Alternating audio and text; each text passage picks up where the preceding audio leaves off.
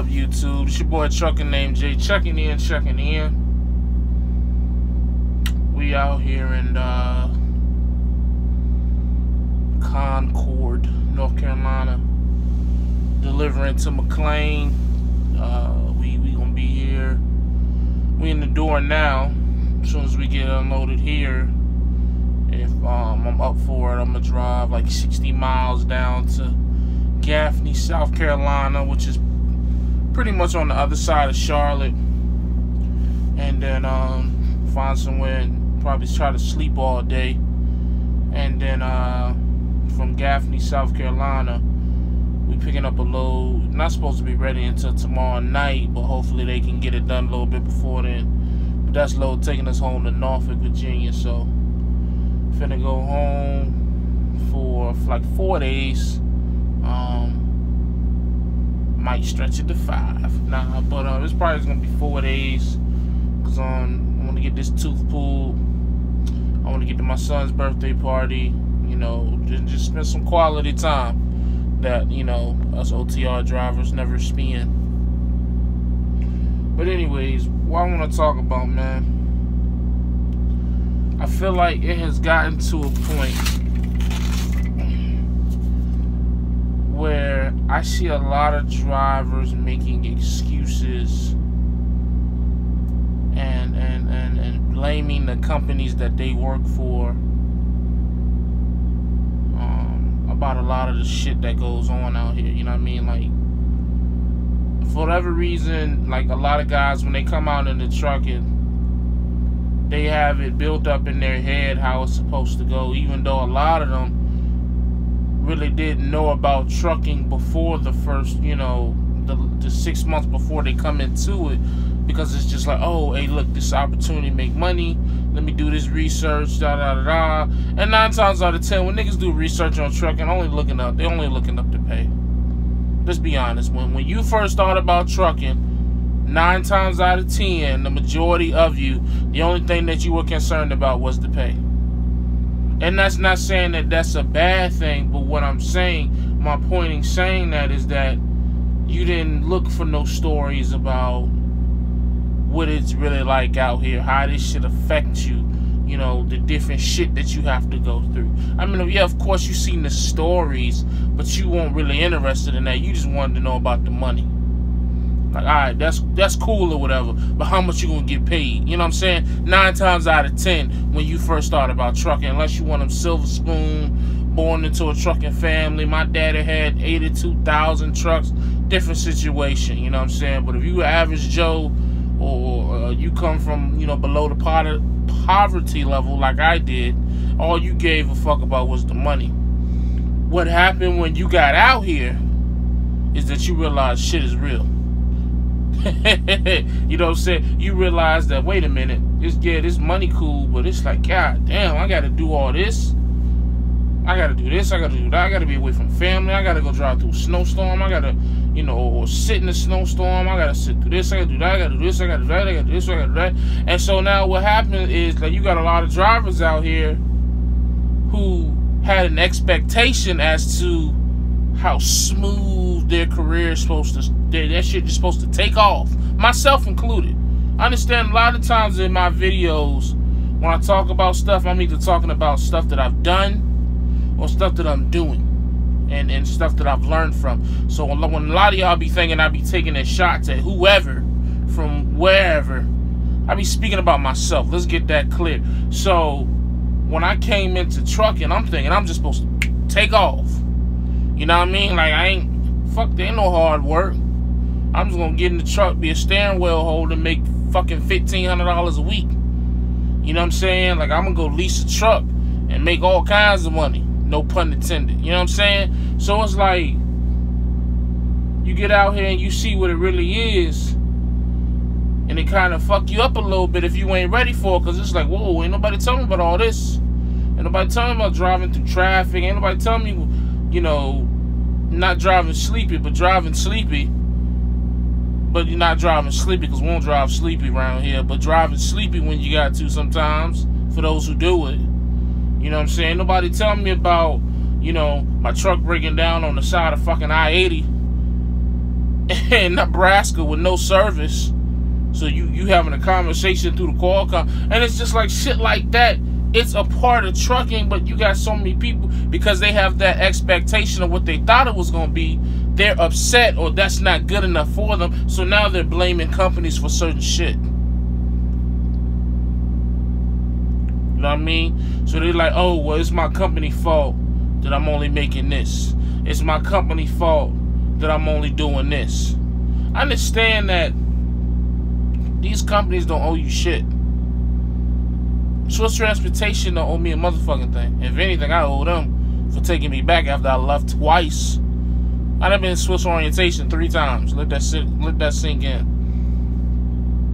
For those who don't think that Swift be, oh, Swift don't give a fuck. Hey, man, they gave a fuck enough about me to offer me a situation back. You know what I mean? But people be so quick to judge these trucking companies, and they be trying to take accountability off of themselves, man. Like, when you come out here in this trucking shit, you have to be ready to deal with everything yourself.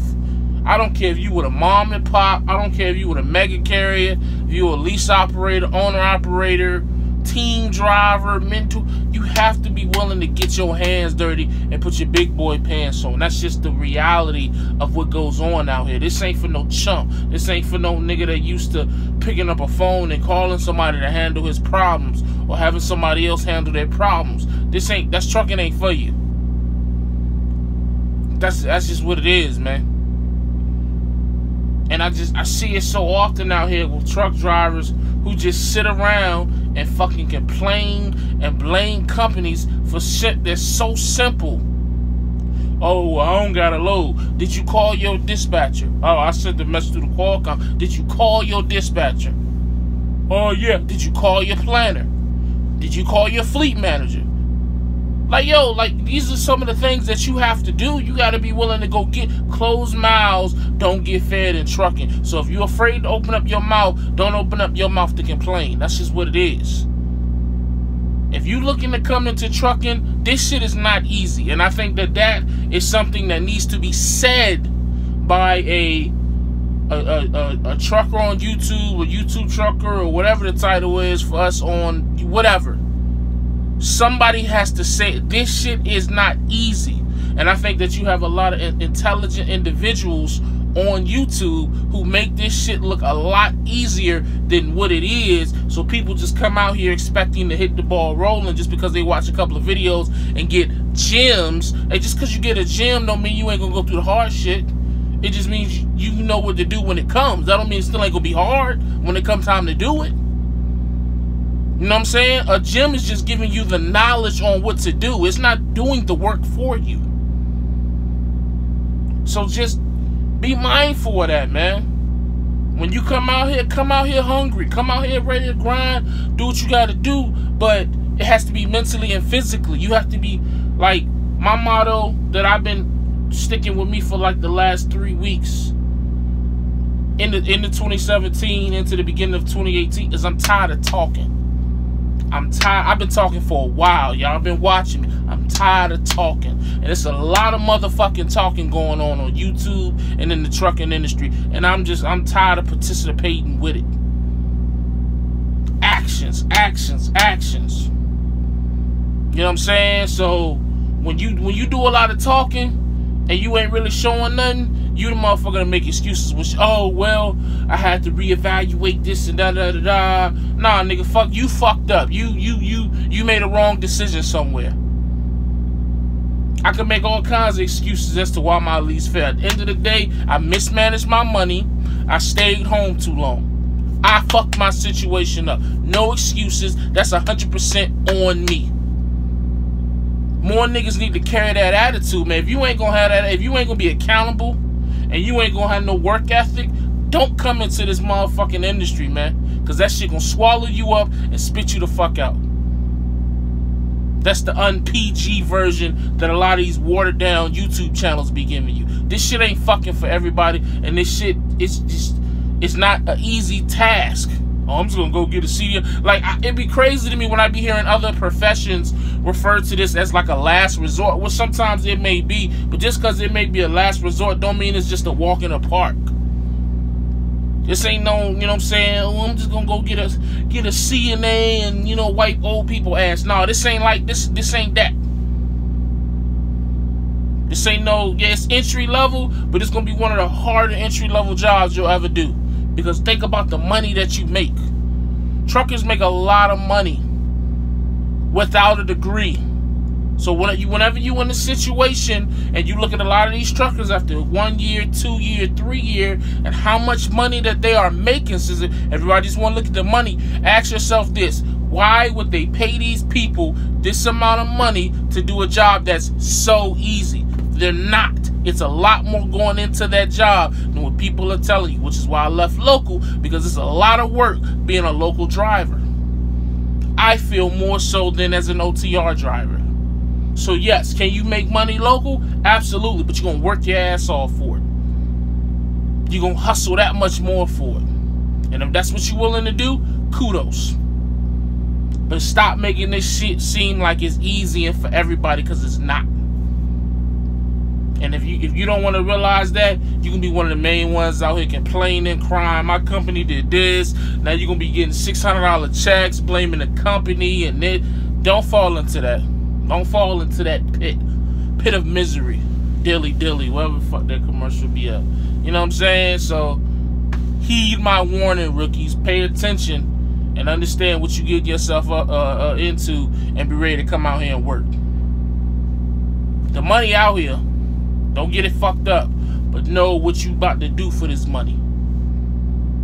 That's just what it is. You know what I mean? But I'm gonna check y'all later. As always, stay safe, stay positive, stay productive. God, family, trucking. We gone.